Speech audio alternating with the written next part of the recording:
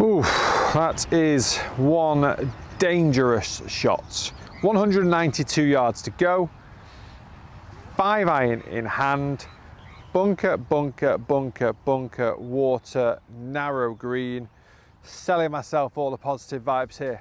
Wow, okay, so welcome to the channel. My name is Andy Carter. Thank you very much for checking out today's video, because in today's video, I'm going to be coaching you on long irons and a shot that you will probably face quite often on the golf course, clubs that you will use most holes, I would presume, between par 4s and par 5s, maybe some of those long par 3s as well. So we need to try and get ourselves consistent with these clubs. Okay, so what we need to understand is angle of attack. So first of all, to give you a kind of a brief representation of what angle of attack is.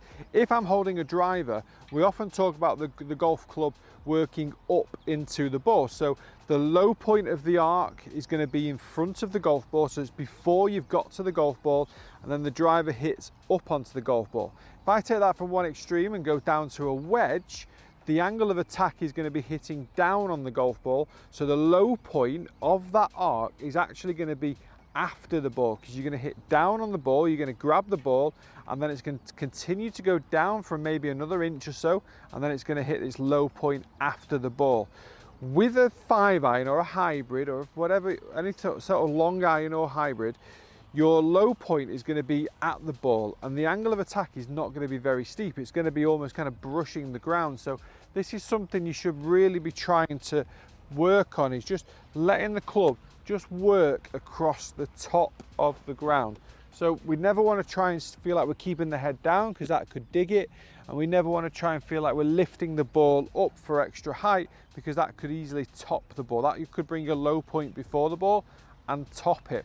The setup with the 5-iron or the hybrid will always be slightly further forward in the stance than what you would maybe play with a 7-iron or an 8-iron, and that's because the loft is slightly lower, or quite a lot lower in fact, depending on what club it is. So we need to help get some elevation. We never want to put it too far forward towards the left side though, because the shaft of the club is not as long as what you would expect with a 5-wood or a 3-wood or a driver. So the ball position is plays a vital role, massively important role in the quality of strike throughout the swing. Now, if you're a golfer that swings it a little bit more kind of out to in, then the outswing swing path would normally prefer a slightly more forward ball position. If you've got a swing path that's a little bit more in to out, something a little bit more central will be more consistent for you. So for me personally, I play a 5-iron and a 4-iron literally just left side of center towards my lead foot a tiny bit, because I swing the club a little bit more from the inside. The next thing about the long irons and the hybrids is the quality of face control that you have during the swing. If we see the club face open or close, it's going to affect the distance the ball goes, but more importantly, it's going to affect the direction. I never really mind seeing a slight miss hit as long as the face is relatively square. So we're going to get the ball position slightly further forward in the stance. We're going to make sure that we can control the face angle. So one of the things I like to really check on is that my glove stays underneath my lead shoulder, and as I do that, my club face is pointing just ever so slightly down towards the ground just there. So I let my arms work up, pull my arms downwards, and then rotate through. Rotation is a key one. Now again, in terms of body weight position, I would like to see maybe 60% onto your left side, onto your lead side, as you're actually hitting the ball. It's not about trying to really get across too much and compress it, because that can bring your angle of attack down too steep, therefore catching it very, very heavy. So what we try and do, a really good drill for this, you just allow the lower body to clear towards the target as the club's about to hit the ground. That way you start to get a feel for the height of your posture, the height of the club, and the rotation of the body. And start to see, as they work together, you get this consistency of like brushing into the ground. Oh,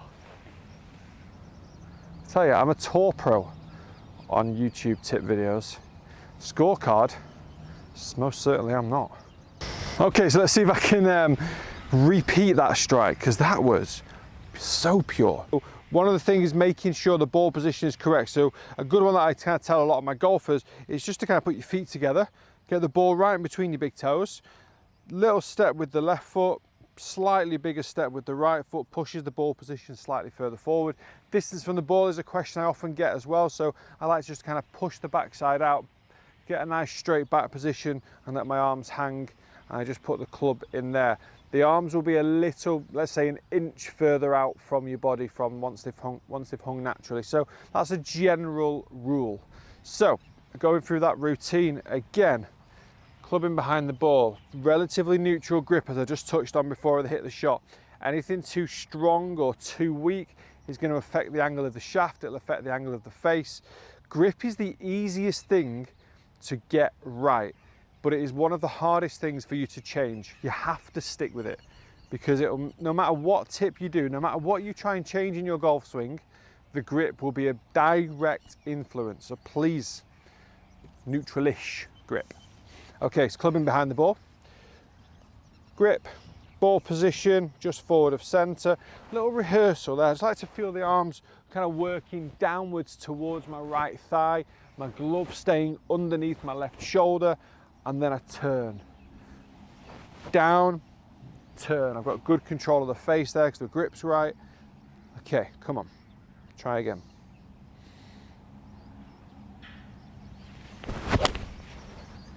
Oh my God, it's the best I've ever hit it. I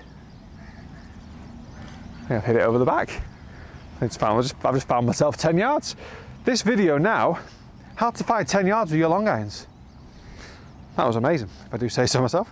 Right, so make sure as you're working down through these motions, you've got the rotation, you're brushing the ground, you're not trying to hit big divots, you're just brushing into the ground. I'm actually hitting into grain there as well. That's why it's just popped up a touch, but it's still shallow enough. And that's also just slightly after the ball. So I've got a slight downwards angle of attack and a little bit of ground after I'd hit the shot. Guys, thanks very much for watching. I hope you've enjoyed this tip. Please do subscribe to the channel, follow me on my social media platforms, and I'll see you again in the next video.